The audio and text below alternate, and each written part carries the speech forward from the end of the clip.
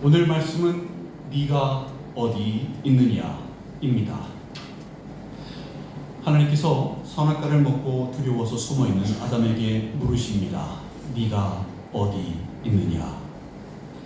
이렇게 물으신 것은요, 아담이 어디 있는지 몰라서 물으신 것이 아닙니다.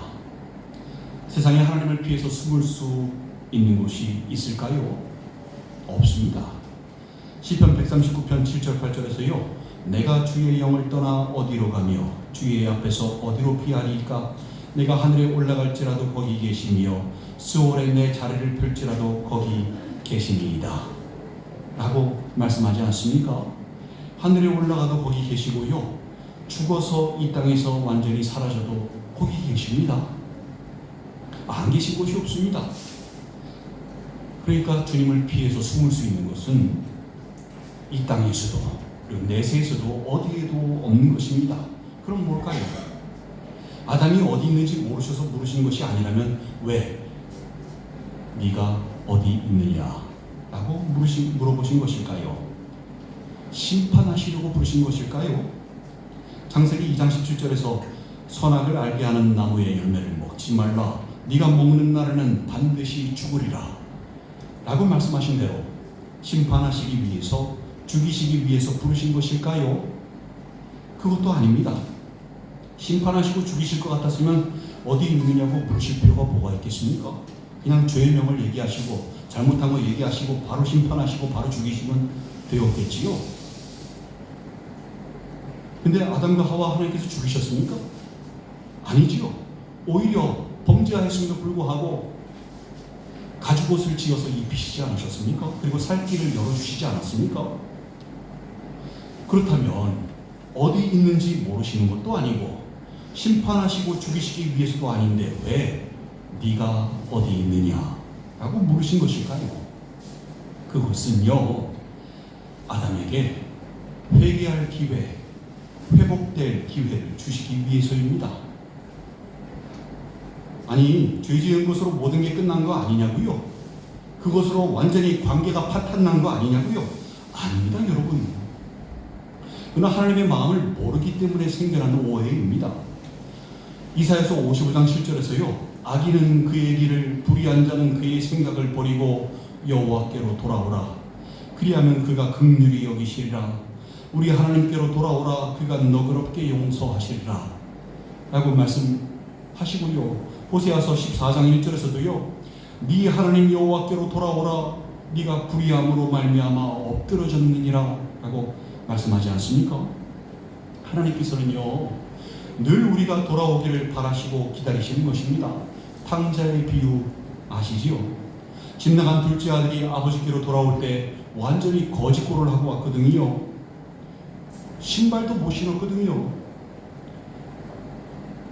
그 거짓골을 하고 오는데도 아직도 상거가 거리가 아직 먼데도 아버지는 아들임을 바로 알아보고요, 달려가서 그 아들을 목을 껴안고 입맞춤 하지 않았습니까? 냄새나고 더러운데도 불구하고 아랑곳하지 않고 목을 안고 입을 맞추지 않았습니까? 그리고 가장 좋은 옷을 입히고 반지를 끼우고 신발을 신기고 살찐 송아지를 잡고 잔치를 베풀어 주지 않았습니까? 이 비유 왜 말씀하신 것일까요? 왜 주님께서 이 비유를 말씀하신 겁니까? 이게 바로 하나님 아버지의 마음이기 때문에 그렇습니다. 그리고 사람들이 오해를 하기 때문에 그렇습니다.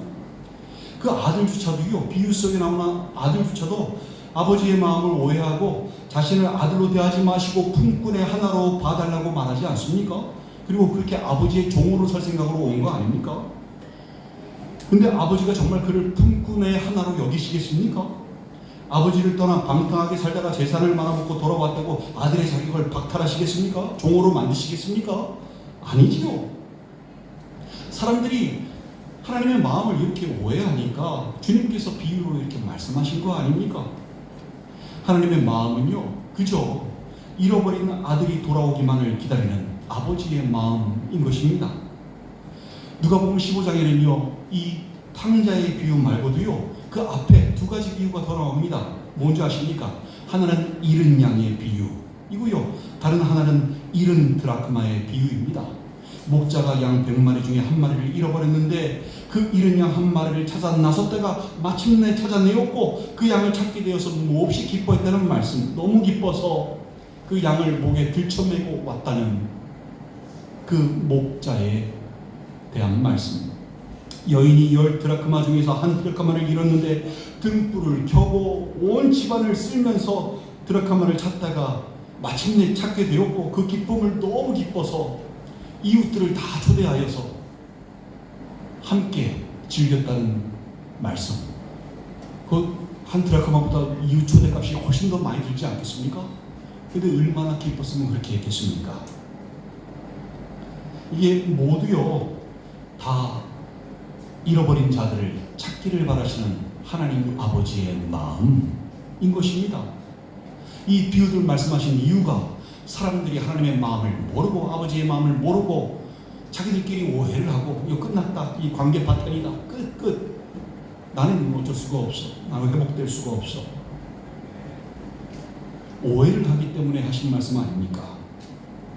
따라서 네가 어디 있느냐 라는 이 질문 안에는요 하나님 아버지의 마음이 그대로 들어가 있습니다. 네 마음은 지금 어디 있느냐? 네가 왜 지금 나와 그렇게 멀어져 있느냐? 라고 물으시면서요 네가 멀어져 있음을 깨닫는다면 빨리 돌아오라, 회개해라, 회복해라 라고 그 하나님 아버지의 마음이 그대로 들어가 있는 것입니다.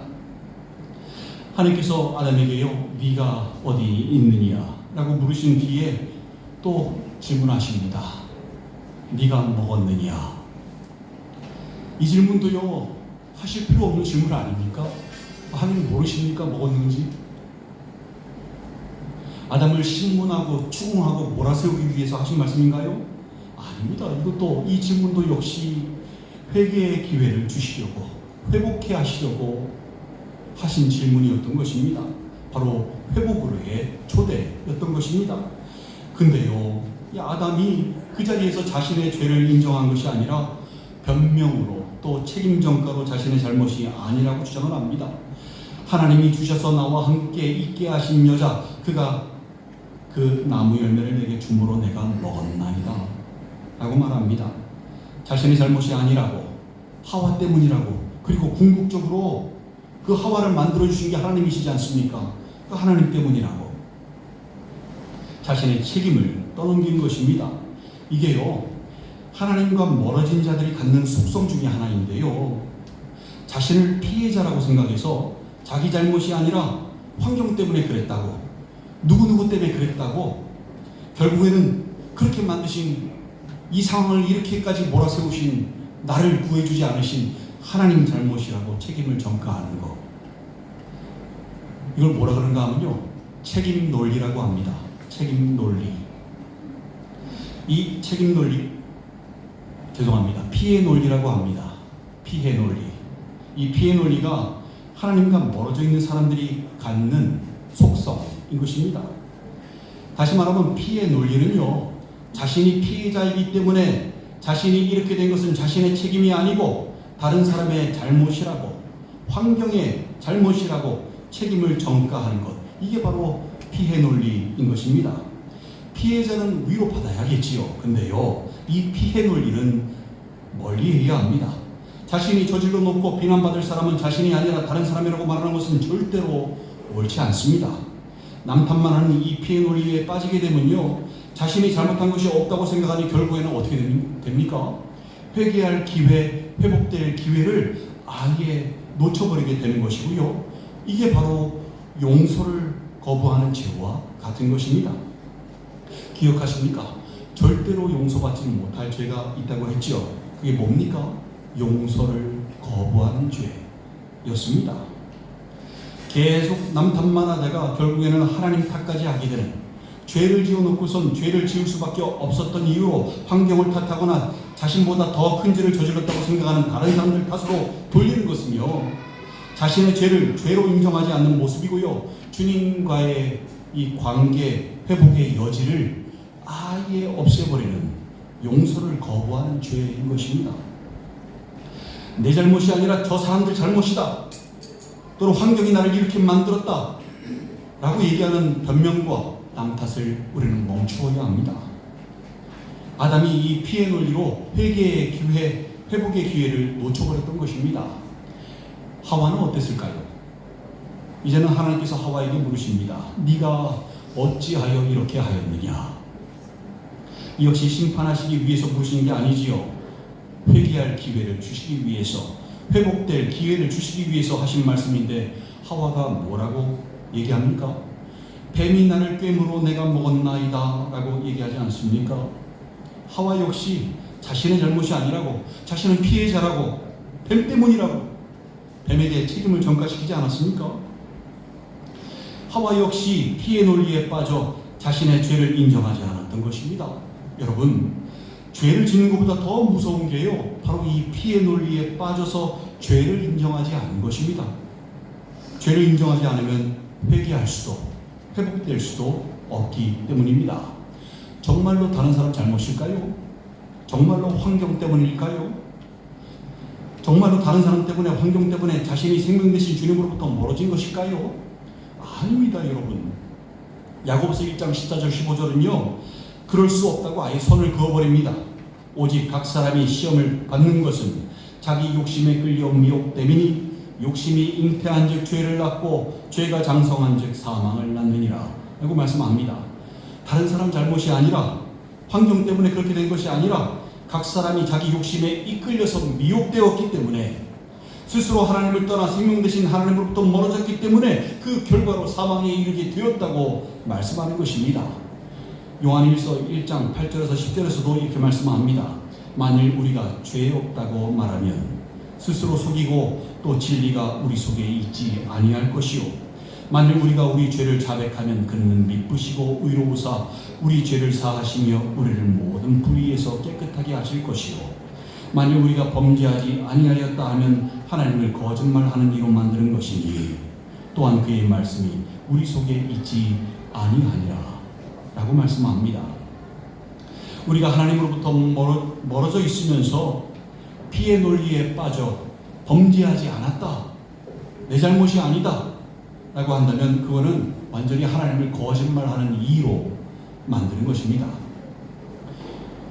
하나님께서는 이미 우리 마음을 다 보시고, 이미 멀어져 있는 것을 보시고 보면서 얘기하시는 건데, 그렇게 네가 어디 있느냐라고 물으시는 건데, 하나님과 멀어져 있는 것 자체가 죄인데 그럼에도 불구하고 그 앞에서 난 범죄하지 않았는데요, 내 잘못 아닌데요 라고 말한다면 그 하나님을 거짓말하는 분으로 만드는 거 아닙니까?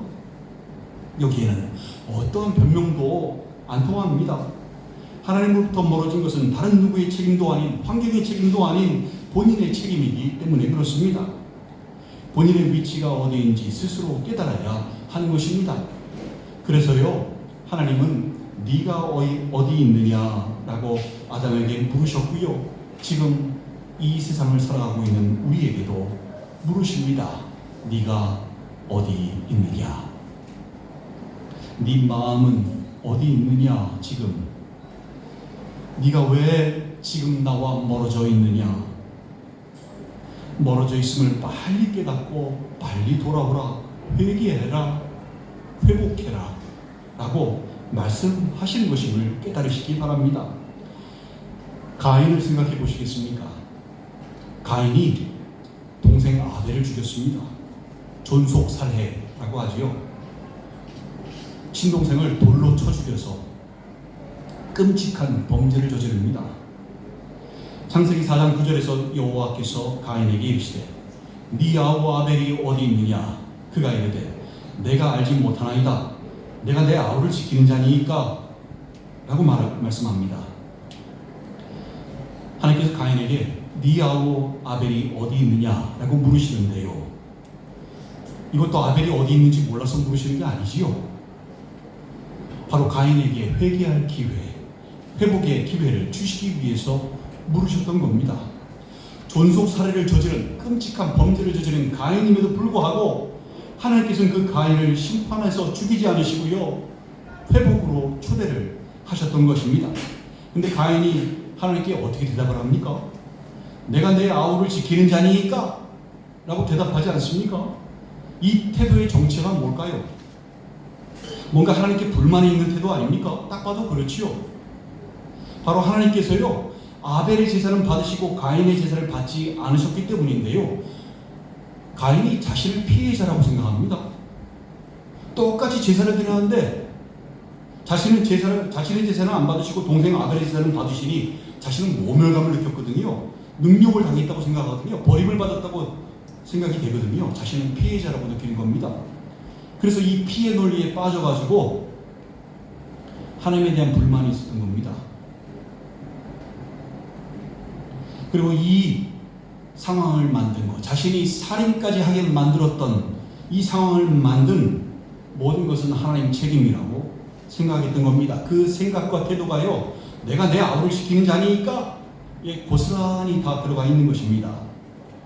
가인도요, 네가 어디 있느냐, 하나님의 회복으로의 초대를 거절하고요, 용서를 거부하는 죄로 결국에는 회복하지 못하고 스스로 하나님으로부터 멀어졌던 것입니다. 질문의 방식은 다릅니다. 그런데요, 하나님은 이렇게 멀어져 있는 우리들에게 똑같이 물으십니다. 오늘날에도, 지금 이 순간에도 우리에게 물으십니다. 네가 어디 있느냐?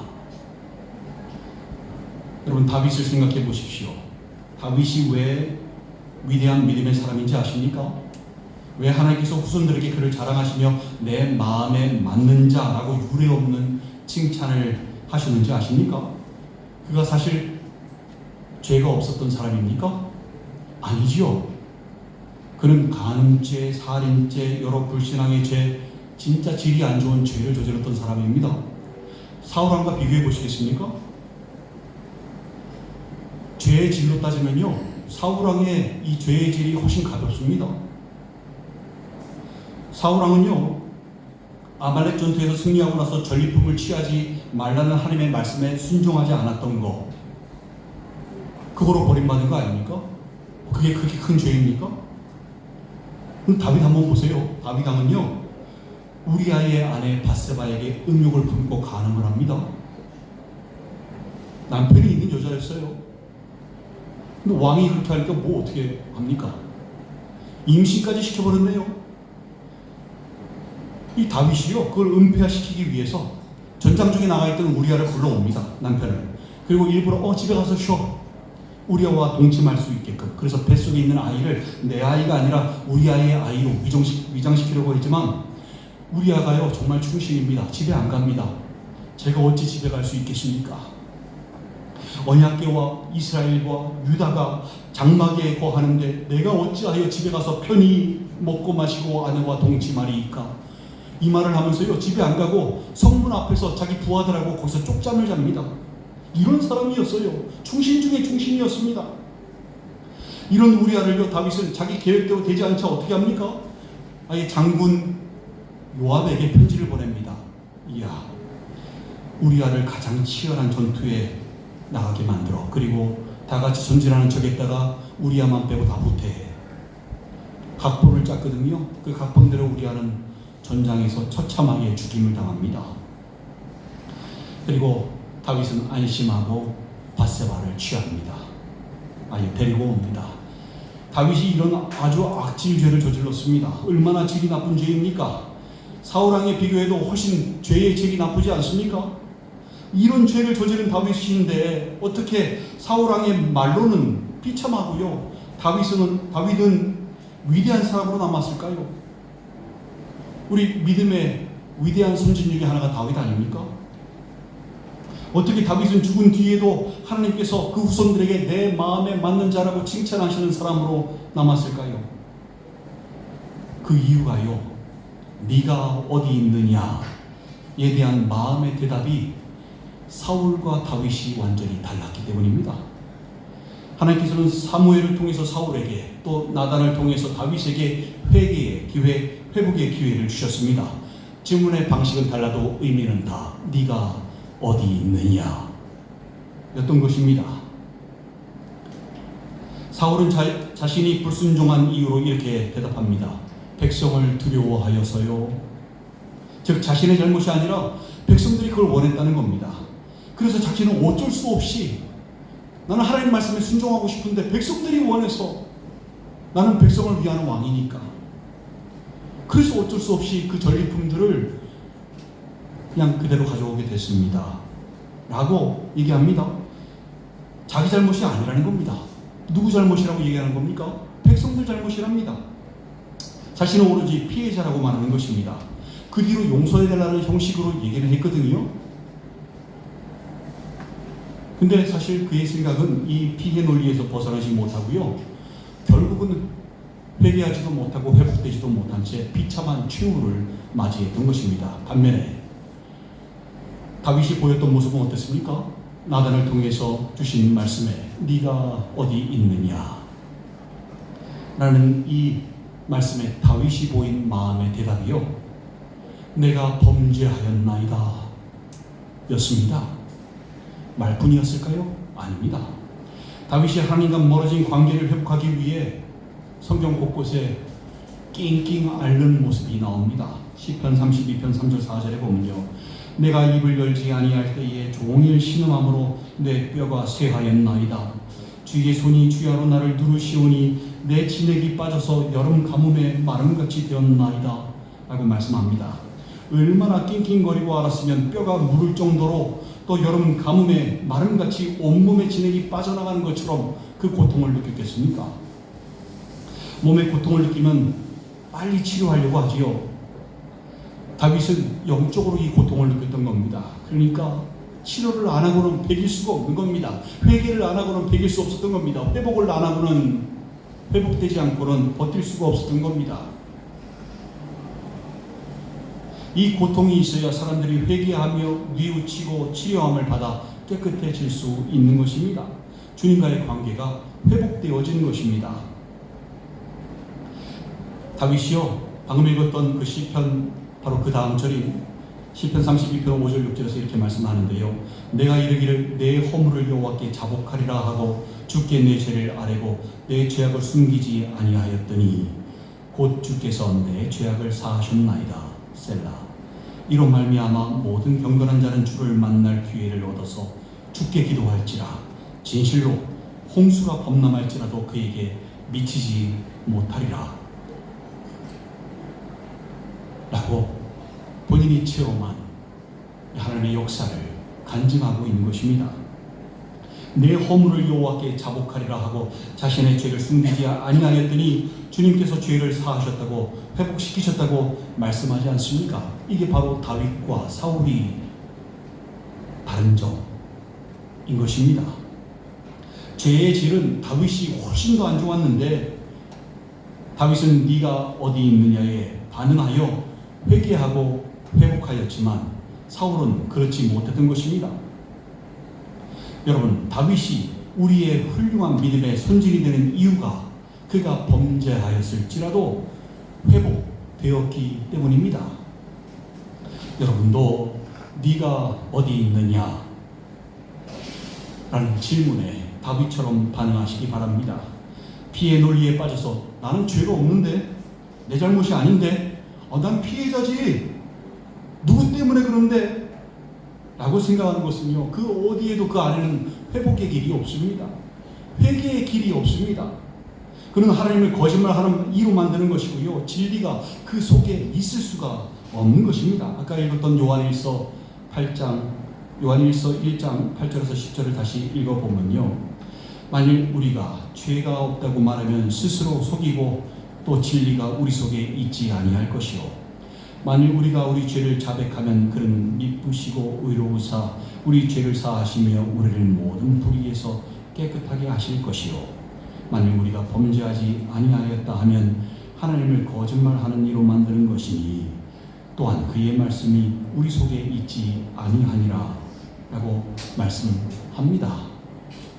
여러분, 우리가 하나님과 멀어지는 것은요, 다른 사람 잘못 아닙니다. 환경의 잘못 아닙니다. 우리 스스로의 잘못인 것입니다. 우리가 우리 욕심에 끌려 미혹되어서 잘못된 길로 갔던 것입니다. 우리가 엉뚱한 것을 쫓다가 길을 잃어버리고 잘못된 길로 갔던 것입니다. 우리가 스스로 아담과 하와의 길로 갔던 것이고요, 우리가 스스로 가인의 길로 갔던 것이고요, 우리가 스스로 사울 왕의 길로 갔던 것입니다. 이 길이 사망의 길임을 성경은 말씀하고 있지 않습니까? 깨달으시기 바랍니다. 주님의 길은요, 책임을 지는 길입니다. 책임을 지지 않으면 그 책임 누가 집니까? 사람들이 책임을 안 지려고 해요. 질 수도 없고요. 반드시 누군가가 책임을 져야 하지요. 주님이 그 책임을 지셨습니다. 그 주님은 다른 누군가에게도 그 책임을 전가시키지 않으시고요. 주님 책임이 아니신데도, 주님께서 잘못하신 게 아니신데도 주님은 우리의 책임을 떠안으시고 십자가를 지셨습니다. 요한복음 1장 29절에서 세례 요한이 주님을 보고 이렇게 얘기하지요. 보라, 세상 죄를 지고 가는 하나님의 어린 양이로다. 주님께서요, 다 떠안으셨던 것입니다. 이 길을 성경은 십자가의 길, 구원의 길, 생명의 길이라고 말합니다. 여러분, 신앙인이 가는 길이 바로 이 주님 놓으신 길, 십자가의 길, 구원의 길, 생명의 길임을 잊지 마시기 바랍니다. 다른 사람에게 책임을 전가하는 사람들, 피해 논리에 빠져서 자기 잘못은 없다고 생각하는 사람들은 절대로 이 길을 갈 수가 없는 것입니다. 주님께서 마태복음 16장 24절에서 누구든지 나를 따라오려거든 자기를 부인하고 자기 십자가를 지고 나를 따를 것이니라 라고 말씀하셨지요. 자기를 부인해야 회개할 수 있고 회복될 수 있습니다. 자기 십자가를 져야만 주님과 함께 할 수 있는 것입니다. 멍에는 혼자 매는 게 아니라 주님과 같이 매는 것입니다. 나의 멍에는 쉽다고 가볍다고 말씀하지 않으십니까? 왜요? 주님께서 함께 지시기 때문입니다. 따라서 주님과 함께 할 수 있는 길은 그 자기를 부인하고 자기 십자가를 져야만 함께 할 수 있는 것입니다. 고난의 연속이고 힘들 것 같지만 전혀 힘들지 않습니다. 주님께서 우리의 짐을 정말로 가볍게 하시고요. 멍에를 함께 메워 주시기 때문입니다. 무거운 걸 다 그쪽으로 들어주십니다. 주님께서 감당하십니다. 여러분, 힘든 길이 아닙니다. 비록 고난이라는 이름은 붙어있지만 고난스럽지 않습니다. 저절로 가는 길입니다. 이 생명의 길을 선택하시기 바랍니다. 사망의 길은 겉보기에 좋아 보여요. 왜냐하면 내가 책임을 안 지니까, 일단 내 위신이 있으니까, 사람들한테 손가락질 안 받을 것 같으니까, 그리고 내 잘못이라고 얘기하면 내가 온팡 다 뒤집어 써야 되니까, 그런 것 때문에 얘기할 수 없거든요. 근데 그 길이 사망의 길임을 깨달으시기 바랍니다. 사랑하는 지체 여러분, 혹시 피해 논리에 빠져서 아담이 하와에게 그리고 하나님에게 책임을 전가했듯이, 또 하와가 뱀에게 책임을 전가했듯이 여러분도 누군가에게 책임을 전가시키고 계시지는 않습니까? 혹시 환경적인 문제 때문에, 먹고 마시는 문제 때문에 하나님과 멀어져 계시지는 않습니까? 혹시 엉터리 목사들이 많아서, 엉터리 교회들이 많아서 이런 이유로 하나님과 멀어져 계신 것은 아닙니까? 이거요, 다 하나님께는 통하지 않는 변명일 뿐입니다. 하나님께서 이미 길을 보여주셨는데 본인이 미혹되어서 잘못된 길로 갔던 거 아니겠습니까? 모두 다 다른 사람의 잘못도 아닌, 환경의 잘못도 아닌 자기의 잘못임을, 자기 욕심에 끌려 미혹되어 주님으로부터 멀어진 것임을 깨달으시기 바랍니다.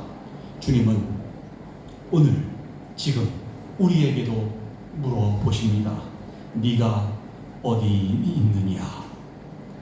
네 마음은 지금 어디에 있느냐? 네가 왜 지금 나와 멀어져 있느냐? 라고 물으십니다.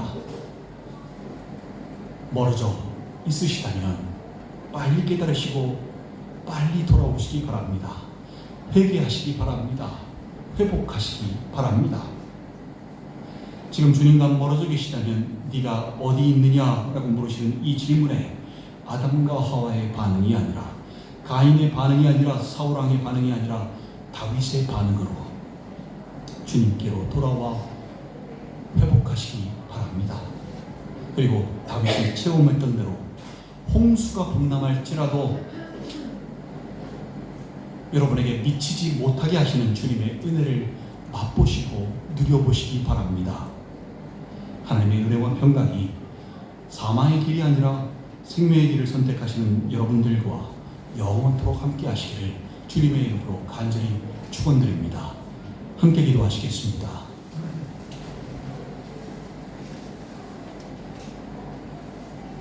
네가 어디 있느냐? 여러분, 주님께서는 지금 이 순간에도 우리에게 물어보십니다.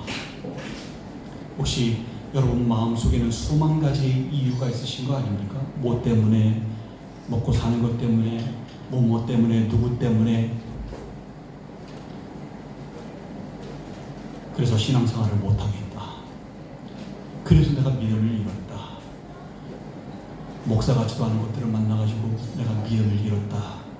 정말 교회 같지도 않은 교회를 만나서 내가 신앙을 잃었다. 혹시 이런 수만 가지의 이유가 여러분 마음속에 있으십니까? 여러분, 그것은요, 피해 논리입니다.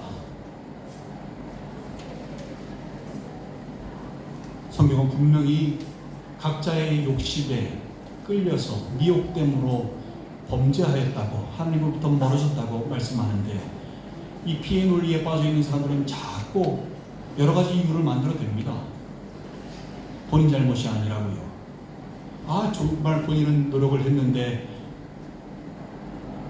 안 되었더라. 내 잘못이 아니다. 나는 할 만큼 했다. 라고 얘기하는 거 아니겠습니까? 아닙니다, 여러분. 성경은 분명히 그것이 잘못되었다고, 그리고 어느 누구의 책임도 아니고 너희의 잘못이라고 곳곳에서 말씀합니다. 창세기 처음부터 아담과 하와를 통해서도 말씀하십니다. 우리에게 하시는 말씀인 것입니다. 여러분은 주님과 함께하고 계십니까? 아니면 주님으로부터 멀어져 계십니까? 멀어져 계시다면 네가 어디 있느냐? 라고 물으시는 하나님의 음성에 다윗처럼 반응하시기 바랍니다. 멀어져 계시다면 다윗처럼 반응하셔서 심령에 견딜 수 없는 고통을 느끼시고 주님께 나아가시기 바랍니다. 회복되시기 바랍니다. 그것이 하나님과 함께 할 수 있는 비결이고, 하나님께서 청중처자들 앞에서 자랑하는 사람이 되는 비결이고요, 믿음의 사람이 되는, 신앙인이 되는 비결인 것입니다. 여러분, 주님께서 기다리고 계십니다. 네가 어디 있느냐? 반응하시는 여러분들 되시기 바랍니다. 자, 우리 함께 지나간 시간들을 되돌아보시면서요, 기도하심으로 함께 하나님 앞에 회개함으로 나아가시겠습니다. 기도하시겠습니다.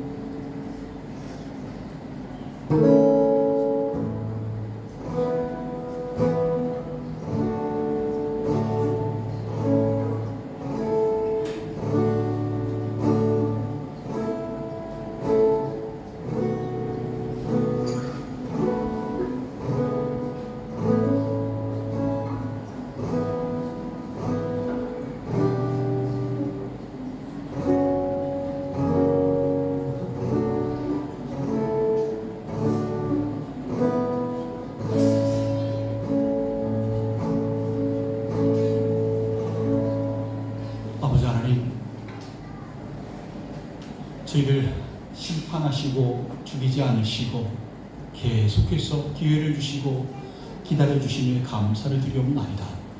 회개케 하시기 위해서, 회복케 하시기 위해서 지금도 저희에게 나의 사랑, 나의 어여쁜 자야 일어나서 함께 가자 손 내밀어 주시니 감사드리옵나이다. 이제는 그 어떠한 이유도 마음속에 두지 아니하고 손 내미시는 주님의 손을 잡고 지금 당장 일어나 주님과 함께하며 함께 길을 떠나는 주님 놓으신 십자가의 길, 구원의 길, 생명의 길을 주님과 함께 걸어가는 진정한 신앙인들 되게 하여 주시옵소서. 피의 논리에 빠져 책임을 전가하고 잘못이 없다는, 죄가 없다는 잘못된 생각과 의식에 빠지지 않게 하여 주시옵소서. 한 사람 한 사람 주님 손에 의탁하오니 굳건히 붙잡아 주시옵고 이 모든 말씀을 우리 구주 예수 그리스도 이름으로 축복하며 기도 올리옵나이다. 아멘.